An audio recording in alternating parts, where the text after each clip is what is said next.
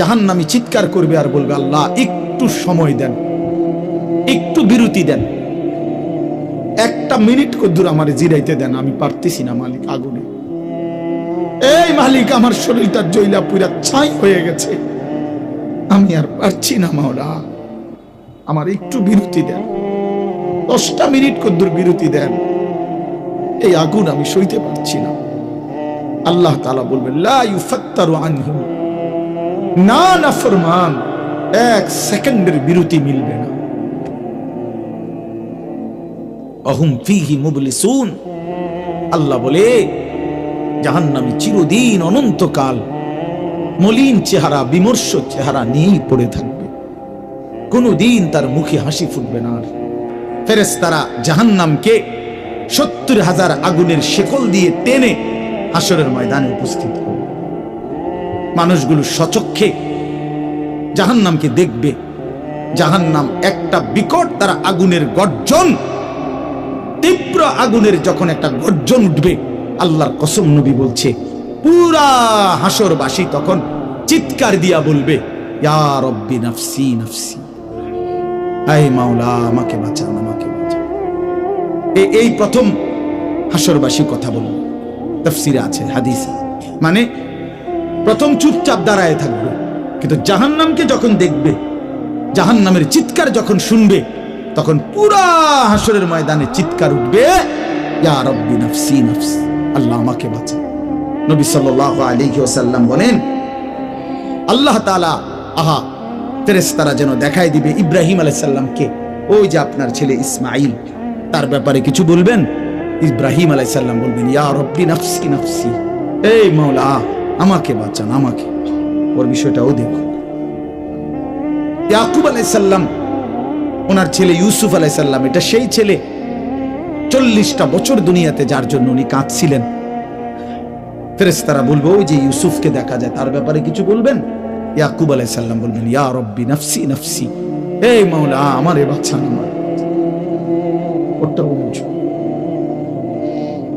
Aussie আয়াউমা ইদিন বিজাহান্নাম, জাহান্নামকে হাসরের ময়দানে আনা হবে বন্ধু। বিষয়টারে তুমি আমি খামখেয়ালি মনে করো না বাপ, এতগুলো কোরআনের আয়াত মিথ্যা হইতে পারে না। 1.25 লক্ষ নবী রাসূল, আদম থেকে নবী সাল্লাল্লাহু আলাইহি সাল্লাম, সমস্ত আম্বিয়া কেরাম চিল্লায়া উম্মতের দুয়ারে দুয়ারে গিয়ে আখিরাতের কথা বলছি, কবরের হাসরে। এগুলো ভুল হবে কেন, মিথ্যা হবে কেন ভাইয়া? প্রতিদিন যে মানুষগুলো কবরে যায়, তুমি কি দেখো না ভাই, এই মানুষের মৃত্যু, লাশ, কবর তোমারে কিছুই মনে করায় না? জলজ্জান্ত যে মানুষটা তোমার আমার চোখের সামনে হাঁটতো, চলতো, ফিরতো, খাইতো, ঘুমাইতো, দোকান করতো, বাজার করতো, কত কথা বলতো, আজ এত মানুষ জানা যায় উপস্থিত, কতজন কত কথা বলতেছে, কিন্তু খাটিয়ার ওই লাশ, সে তো আর কথা বলে না,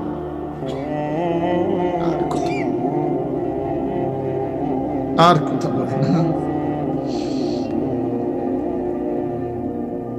আমি তো আমার বাবার লাশ দেখছি, আমার বাপ সারা জীবন দেখতাম, আব্বারে দেখছি আমি বুঝাওয়ার পরে সারাক্ষণ বলতো, আমার সময় নাই, সময় নাই।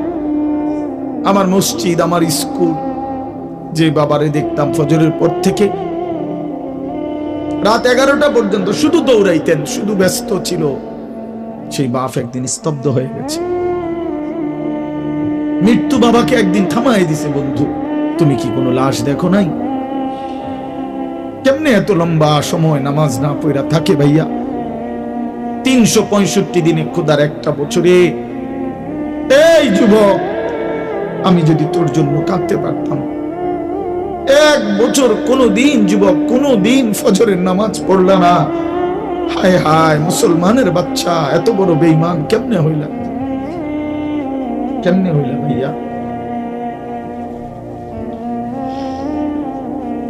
এ কেমন জিন্দেগি ভাই? কোনদিন নামাজ পড়বা না? একজন মুসলমান 30 বছর মিথ্যা বলে, বসেন ভাই, একজন মুসলমান 30 বছর সুদ খায়। ওফো, এটা কেমন ভাইয়া?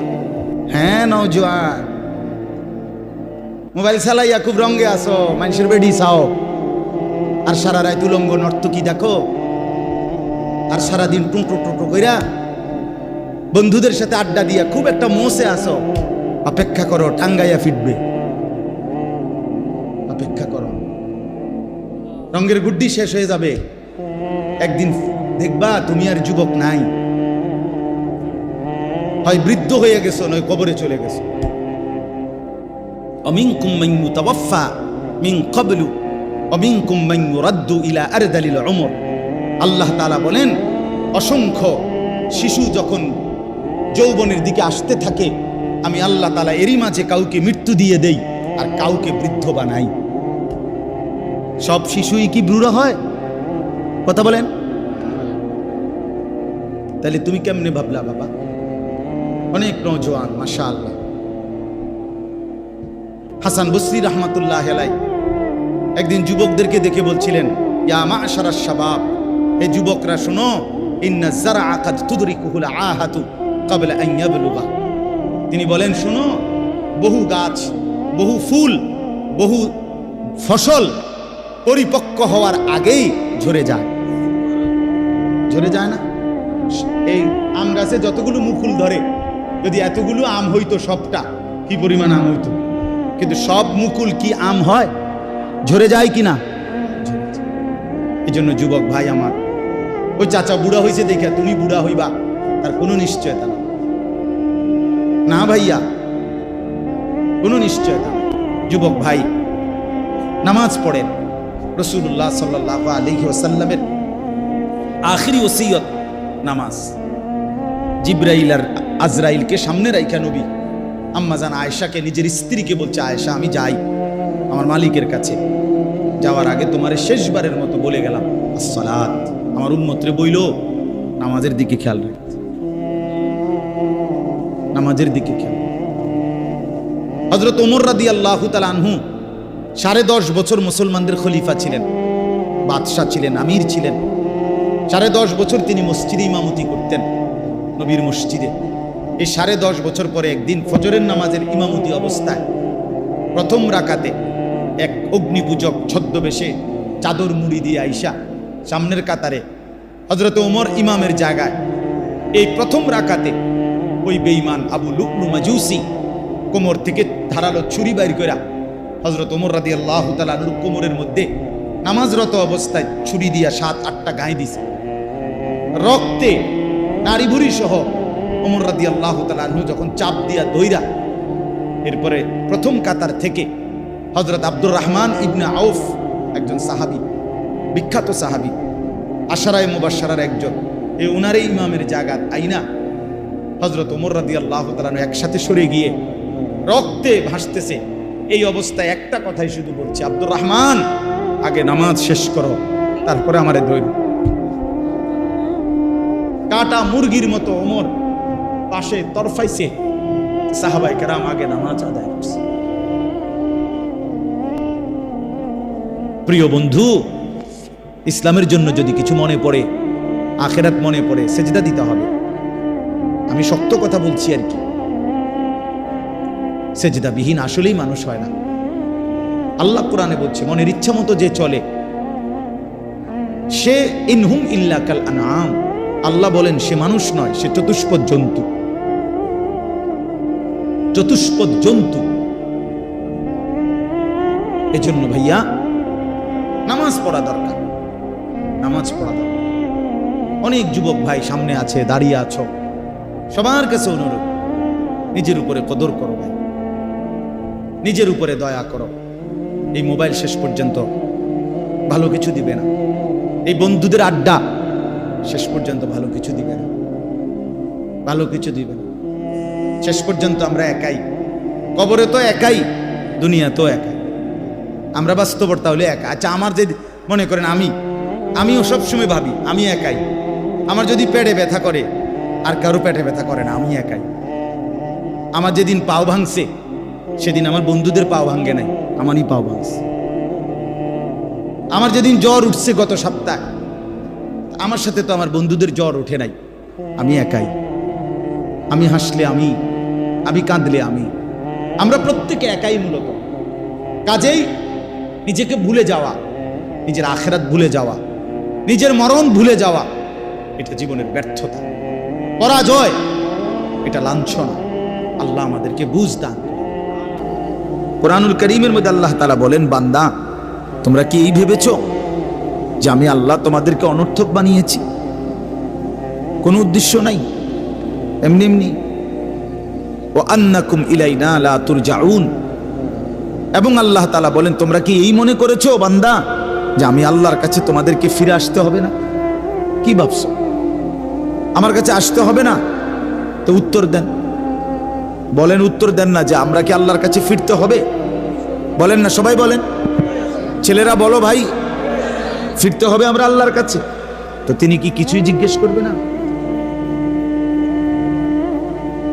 ফাওয়ারাব্বিকা লানাসআলান্নাহুম আজমাইন, খোদার কসম, কোরআনে আয়াত। আল্লাহ বলেন, আমি রবের কসম করে বললাম, আল্লাহ নিজের কসম করে বলছেন, আমি আমার জাতের কসম করে বললাম, বান্দা আমি কিন্তু তোমাদের সকলকেই জিজ্ঞেস করব। ফাওয়ারাব্বিকা লানাসআলান্নাহুম আজমাইন, আজমাইন মানে সকল, একজনকেও ছাড়বো না বান্দা, আমি জিজ্ঞেস করব। কি ভাবছে?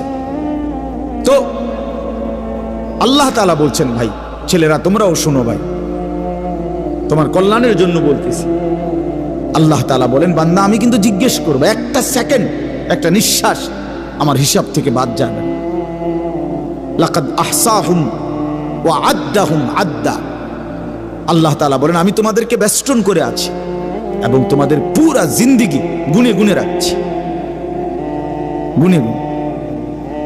হাসি কয়টা, কান্না কয়টা, নিঃশ্বাস কয়টা, হাঁটা কয়টা, চলা কয়টা, হাত নাড়াইছো কয়বার, আল্লাহ বলেন আমার হিসাব আছে। মা তাসকুতু মিন ওয়ারাকাতিন ইল্লা ইয়ালামুহা, আল্লাহ তাআলা বলেন জমিনে যদি একটা পাতাও পড়ে আমি আল্লাহ জানি, কোন গাছের কোন পাতাটা পড়ছে, জানে কিনা আল্লাহ? লাহু মা ফিস সামাওয়াতি ওয়া মা ফিল আরদ ওয়া মা বাইনাহুমা ওয়া মা তাহতাস সারা। আল্লাহ বলেন, সাত আসমানে যা আমার, সাত জমিনে যা তাও আমার, আসমান ও জমিনের মাঝখানে যা তাও আমার, সাত তবক জমিনের নিচে যা তাও আমার। এই জন্য দোস্ত আমার, বন্ধু আমার, বাপ আমার, ভাই আমার, পর্দার আড়ালের মায়েরাও, আমার জন্য, আপনাদের জন্য, আমরা সবাই এটা বোঝা দরকার, আমাদের জিন্দেগির এক সেকেন্ড ফালতু না। হাসতে হাসতে বলা আর কাশতে কাশতে বলছেন, মস্কারি করে বলছেন আর ঠাট্টা করে বলছেন, ইয়ার কি করে বলছেন, সমস্ত কিছু হিসাব হচ্ছে, হিসাব দিতে হবে। ওয়াকুল্লুহুম আতিহি ইয়াউমাল কিয়ামাতি ফারদা।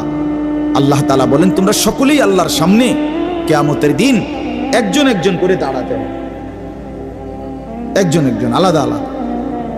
ফারদান মানে ওয়াহিদা, একজন একজন, আলাদা আলাদা উত্তর দিতে হবে। সুম্মা লাতুসআলুন্না ইয়াউমাইদিন আনিন নাঈম, আমার দেওয়া প্রতিটি নিয়ামত সম্পর্কে অবশ্যই আল্লাহ বলেন তোমাদেরকে জিজ্ঞেস করা হবে। হাসরের ময়দানে আছে, আল্লাহ ফেরেশতাদেরকে বলবে, ওয়াকিফুহুম ইন্নাহুম মাসউলুন, আমার বান্দাদেরকে লাইন ধরে দাঁড় করাও, কিফু তাদেরকে থামাও, দাঁড়াও, ইন্নাহুম মাসউলুন, তাদের সকলকেই আজকে জিজ্ঞেস করা হবে। বহু আয়াতে ওয়া ইম মিনকুম ইল্লা ওয়ারিদুহা, আল্লাহ বলে তোমাদের একজনও এমন হবে না, নবী বলো, রাসূল বলো, আউলিয়া বলো, ইমানদার বলো, নাফরমান বলো, প্রত্যেককেই ফুলসিরাত পার হইতে হবে, পার হইতে, প্রত্যেককে তার আমল নামার মধ্যে প্রত্যেকে হাতে নিতে হবে, হয় ডান হাতে নয় বাম হাতে, প্রত্যেককেই মিজানের পাল্লার সামনে আসতে হবে তোমার আমল নামা ওজনের জন্য। আল্লাহ তাআলা বলেন, বহু মানুষ তার আমল নামা নিজের জিন্দেগির কর্মকাণ্ড মিজানের পাল্লায় দিবে ওজনের জন্য। আহা, আল্লাহ বলে, কাফের, বেঈমান, নাফরমান, পাপী, ফালা নুকিমু লাহুম ইয়াউমাল কিয়ামাতি ওয়াজনা, সেদিন কিয়ামতের দিন মিজানের পাল্লাতে তাদের সারা জিন্দেগির সমস্ত কর্মকাণ্ডের এক বিন্দু কোনো ওজন আসবে না, 100 গ্রামও হবে না, 100 গ্রাম। জিন্দেগিটা শুধু ভাত তরকারি আর বন বিড়ি আর চা বিস্কুট আর মা, ঘর বাড়ি বাজার ব্যবসা চাকরি টাকা রোজগার, এর মধ্যেই শেষ করে দিছে। এই পুরাটা একসাথে ওজন দিলে কিছুই আসবে, কিছুই আসবে। আল্লাহ তাআলা বলেন, ফামান সাকুলাত মাওয়াজিনুহু ফাহুয়া ফি ঈশাতির রাদিয়া ওয়া মান খাফফাত মাওয়াজিনুহু ফাউম্মুহু হাওয়িয়া। যার মিজানের পাল্লায় আমল ভারী হবে সে অনন্তকালের সুখের জান্নাতে বসবাস করবে। যার আমল নামায় মিজানের পাল্লা আমল নামা হালকা হবে তো সে জাহান্নামের নির্মম ভীষণ আগুনের মধ্যে নিক্ষিপ্ত। এজন্য দোস্ত সবাইরে বলি, শুধু এই এক বেলার ওয়াজ না, আল্লাহর কথা প্রতিদিন মনোযোগ দিয়ে শোনা উচিত। জুমার বয়ান দিল দিয়া শুনবেন। কেন ঘুমাইবেন, কেন জুরাইবেন, কেন দুষ্টুমি করবেন? আল্লাহর কথার সামনে কোরআন শরীফে আছে, সরাসরি আছে। আল্লাহ বলেন, আমার কথা যার সামনে বলা হলো অথচ সে তার প্রতি মনোযোগী দিয়ে হলো না, আমান আযলামু মিম্মান যুক্কিরা বিআয়াতি রাব্বি ফাআরাযা সুম্মা আ'রাযা আনহা। আল্লাহ বলেন, আমার কথা যার সামনে পেশ করা হলো অথচ সে তার থেকে বিমুখ, মনোযোগ দিল না, আল্লাহর কসম, আল্লাহ বলছে তার চাইতে বড় জালেম আর কেউ নেই।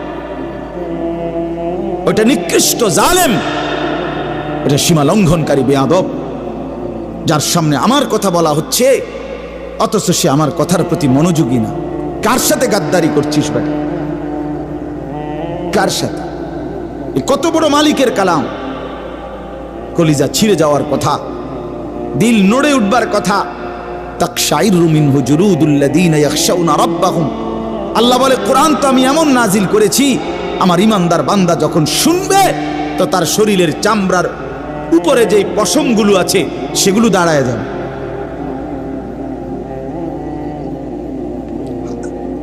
বুঝছে?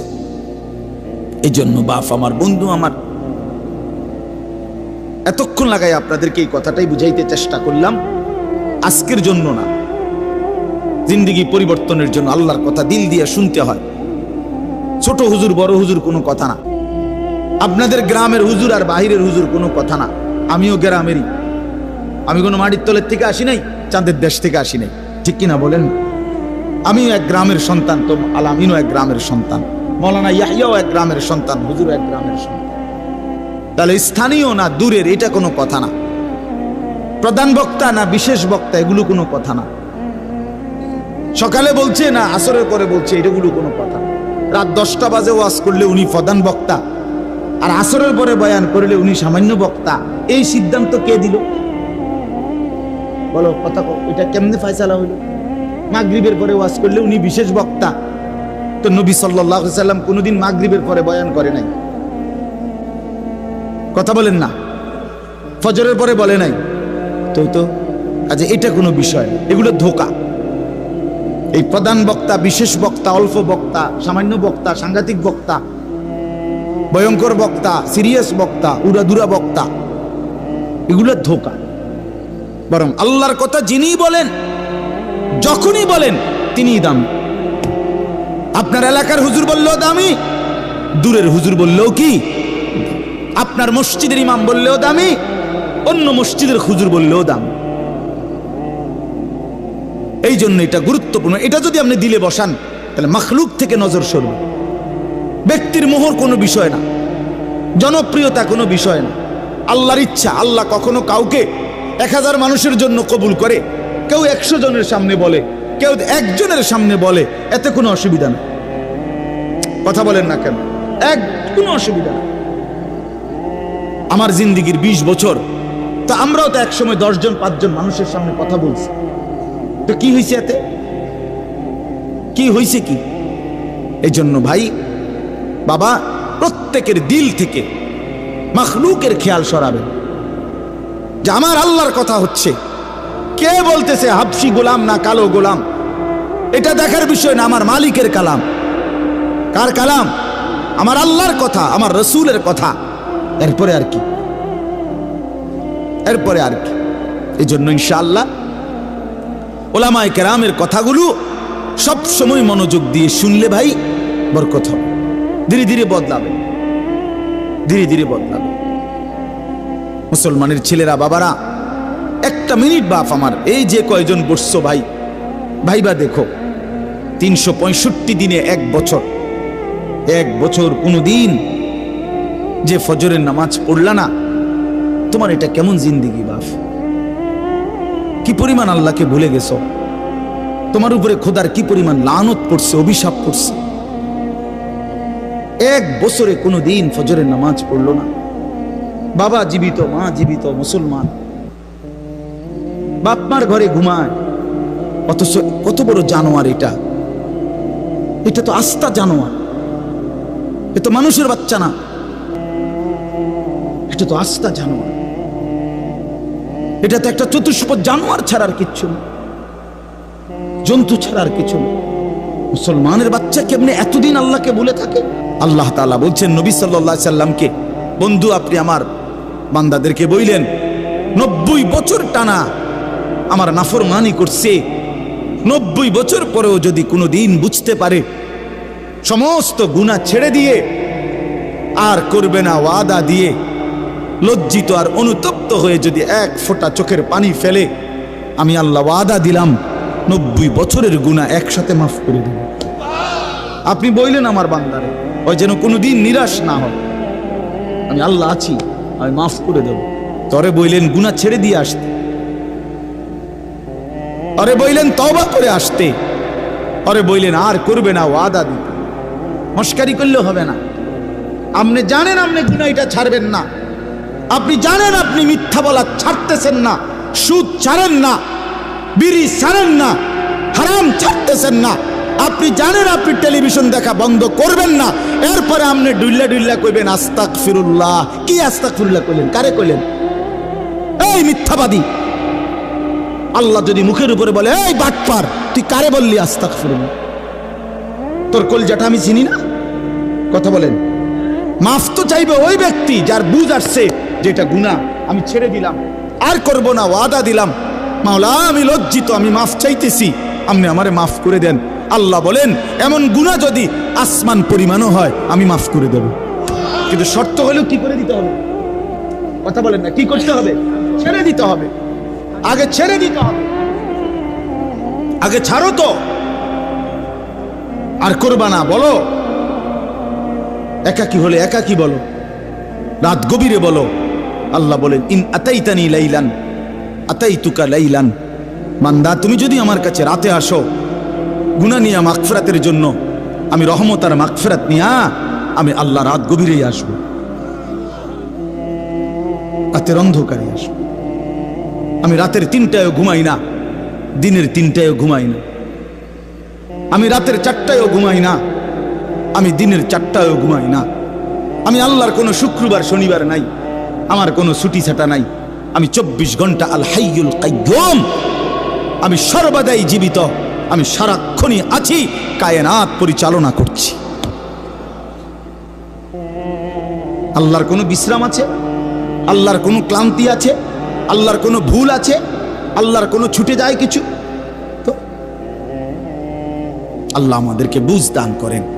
ভাই আমার কথা সহজ সরল কথা, আমি আপনাদের পরিবর্তন চাই।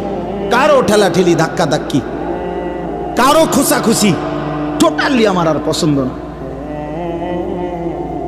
আমারও হায়াত শেষ, আমারও জিন্দিগি।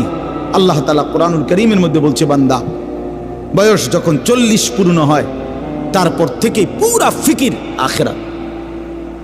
ওয়ালাম্মা বালাগা আশুদ্দাহু ওয়া বালাগা 40 সানা। বুজুর্গানে দিন তো বলছে 40-এর পরে জিন্দিগি গুটায় ফেলো, পুরা দিল দিমাগ আখিরাতের দিকে ফিরো। আল্লাহ আপনি আমারে দয়া করে 40 পর্যন্ত হায়াত দিয়েছেন, এবার আপনার শুকর মাওলা, শুকর মাওলা, শুকর।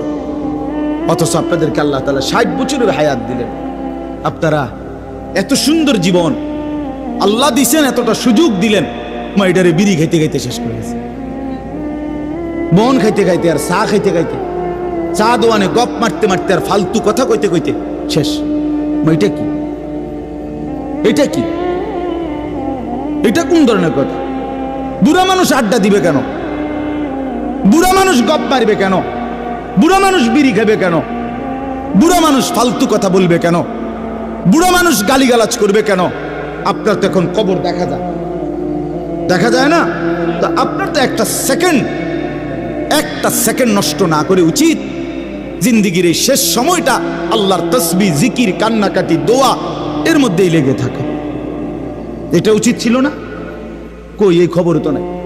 আমাদের তো একটু ভাবা উচিত ছিল ভাই। ছেলেরা আমার বাবা আমার, আর সবাই, আমিও ভাবি, আপনিও ভাবেন, একটা বার তো ভাবা উচিত ছিল। এত লম্বা সময় লাগাইয়া আমার যখন কোনো নাম নিশানা ছিল না, তখন আল্লাহ তাআলা একদিন আমারে বাবা মায়ের মিশ্র বীর্য থেকে ধীরে ধীরে আমারে মায়ের পেটে রেডি করলেন। কেন করলেন? বসে বসে মোবাইল টিপবা ভাই? এই জন্য শুধু কেবল নারী দেখবা, নর্তকী দেখবা, সারা রাত উলঙ্গ ছবি দেখবা, জিনা ব্যভিচারের আড্ডায় যাবা, মদ জুয়ার আড্ডায় যাবা, আর অসৎ বন্ধুদের সাথে সারা দিন আড্ডা দিয়ে এই সুন্দর হায়াত, এমন সুন্দর চেহারা, এমন চমৎকার নাক, কান, হাত পাওয়ালা বডি তিলে তিলে শেষ করে দিবা, নষ্ট করে দিবা। আহা আফসুস, এর জন্য আল্লাহ বানাইছে? হায় হায় বাপ, মাঝ বয়সী চাচা, আপনারা বলেন জিন্দিগি আল্লাহ তাআলা কেন দিলেন? এই শুধুমাত্র 2টা ছেলে বিদেশ পাঠাইলেন, 3টা মেয়ে বিদেশ বিয়ে দিলেন, বাড়িতে একখান ঘর করিলেন, হ্যাঁ, সোফা বানাইলেন, খাট বানাইলেন, কয়টা ফার্নিচার আসবাবপত্র বানাইলেন, খালাস। এরই নাম 60 বছর? আল্লাহ তাআলা জিন্দিগির 50টা বছর উপার্জনের ক্ষমতা দিচ্ছেন এই শুধু এই যে ফার্নিচার আর এই গদ্দুর কদ্দুর, এই কদ্দুরের জন্য। একজন মুসলমান হিসেবে এই শেষ, এই জীবন? বলে আল্লাহ তাআলাকে জানা দরকার, জিজ্ঞেস করা দরকার। তো আল্লাহ তাআলা এই সূরার মধ্যে সেই প্রশ্নের উত্তর দিছে, বান্দা, একটি লম্বা সময় পার করে আমি আল্লাহ তোমাকে পৃথিবীর অস্তিত্বে এনেছি, তুমি শোনো আমি তোমারে কেন বানাইছি। আল্লাহ তাআলা বলেন, হাল আতা আলাল ইনসানি হিনুম মিনাদ দাহরি লাম ইয়াকুম শাইআম মাযকুরা। প্রতিটা মানুষের উপর দিয়ে এরকম যুগের পর যুগ অতিবাহিত হয়েছে যখন সে উল্লেখ করার মতো, পরিচয় দেওয়ার মতো কোনো কিছুই ছিল না। এই মাটিতে কার অস্তিত্ব কেউ বলতে পারবে? ওই গাছে, ওই ফুলে, ওই ফলে, ওই খাদ্যে, ওই খাবারের মধ্যে কার অস্তিত্ব আছে আমরা জানি কেউ? শুধু জানে কে? আল্লাহ বলেন, শুধু আমি জানতাম। লাম ইয়াকুম শাইআম মাযকুরা, এই পৃথিবীর কারো কাছে তুমি উল্লেখ করার মতো ছিলা না। আগামী 50 বছর পরে, আগামী 30 বছর পরে কার ঘরে কোন সন্তান আসবে এখন বলেন? আমরা জানি কেউ? তাই আল্লাহ তাআলা বলেন, কেউ জানতা না, তুমি জানতা না, তোমার কোনো নাম, দাম, পরিচয় উল্লেখ ছিল না। দ্বিতীয় আয়াতে আল্লাহ বলেন, সেই আমি আল্লাহ, ইন্না খালাকনাল ইনসানা মিন নুতফাতিন আমশাজ। একদিন আমি আল্লাহই স্বামী স্ত্রীর মিশ্র বীর্য থেকে তুমি মানুষকে সৃষ্টি করেছি।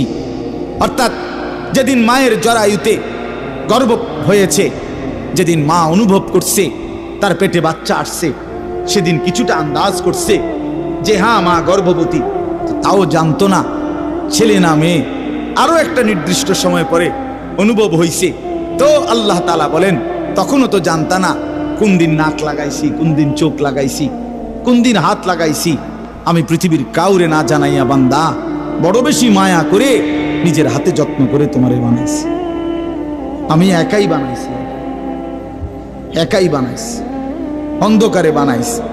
তোমার মারে ডিস্টার্ব করি নাই, বাবারে ডিস্টার্ব করি নাই, কেউ রে কোনোদিন কিছু বলি নাই। আমি আল্লাহ একাই বানাইছি। তো এরপরে আল্লাহ বলেন কেন বানাইলাম শোনো, নাবতালিহি, আমি আল্লাহ প্রতিটা মানুষকে বানিয়েছি পরীক্ষা করার জন্য। এই কথাই নাবতালিহি, পরীক্ষা করার জন্য, লিয়াবলুয়াকুম, পরীক্ষা করার জন্য, লিনাবলুয়াহুম, পরীক্ষা করার জন্য, ওয়ালা নাবলুয়ান্নাকুম, পরীক্ষা করার জন্য, ওয়া নাবলুকুম বিশ-শাররি ওয়াল খাইরি ফিতনা। এই কথাটা বিশ্বাস করেন, কোরআন শরীফ আল্লাহ বারবার বলছে, এই তোমারে পরীক্ষার জন্য, পরীক্ষার জন্য, পরীক্ষার জন্য, পরীক্ষার জন্য, পাত্রামি করার জন্য না, ফাইজলামি করার জন্য না, দুষ্টমি করার জন্য। বান্দা খামখেয়ালি করার জন্য বানাই নাই। আমি একটা পিঁপড়াও বেহুদা বানাই নাই। এত সুন্দর মানুষ তোমারে কেন বেহুদা বানাও? আল্লাহ তাআলা বলেন, আমাদেরকে আল্লাহ তাআলা বানিয়েছেন পরীক্ষা করার জন্য। কি করার জন্য বলেন না ভাই? আমার কথা শেষ তো, বলেন কি করার জন্য? আবার বলেন, আবার বলেন, আবার বলেন। এখন প্রশ্ন হলো কি পরীক্ষা? আল্লাহ তাআলা বলেন পরীক্ষা হলো এই, আমি তোমার একটা নির্দিষ্ট হায়াত দিলাম, তাও কদ্দুর আমিই জানি, তুমি জানো না। শুরুটা যেরকম তুমি জানো না, এখন ওটাও তোমারে কইতাম না। 40 হোক, 50 হোক, 60 হোক, 30 হোক, 80 হোক, 90 হোক, 70 হোক, সেটা জানে শুধু কে? আল্লাহ। আল্লাহ বলেন এই যে নির্দিষ্ট হায়াত দিলাম, এই সময়টা আমি আল্লাহ তাআলা দেখতে চাই। মূলত এটা তোমার স্থায়ী জায়গা না, আমি তোমার জন্য একটা স্থায়ী জায়গা রাখছি আখিরাত। সেখানে গিয়া তুমি কি জান্নাতে যেতে চাও নাকি জাহান্নামে যেতে চাও, এই পরীক্ষার জন্য এই সংক্ষিপ্ত হায়াত। আমি শুধু দেখতে চাচ্ছি, এখানে তোমরা রাখতাম না, এটা ওয়েটিং রুম, এটা মূল রুম না। তুমি যে আমি একারে বিছনা টিছনা দিয়ে উঠতে আসলে কথা তো ছিল না, এনে হতার জায়গা না। তুমি একেবারে ফাইলিং টাইলিং কইরা, বিল্ডিং টিল্ডিং কইরা, দরজা জানালা SS5 লাগাইয়া তুমি যে একটা বুঝ করে লইছ, তুমি তো মনে করছো আমার বাপ দাদা 14 গোষ্ঠী হয়তো মাটির ঘর আর বেড়ার ঘর আছিল দেখে মইরা গেছে, কিন্তু SS5 এর ঘরে তো মানুষ মরে না। না, SS5 এ মরে না। ফাইলিং করলে আর বিল্ডিং মানুষ মরে না। আল্লাহ বলে না বান্দা, অল্প সময়ের হায়াত পরীক্ষা করার জন্য যে আসল হায়াত, জান্নাতে যাবা না জাহান্নামে যাবা।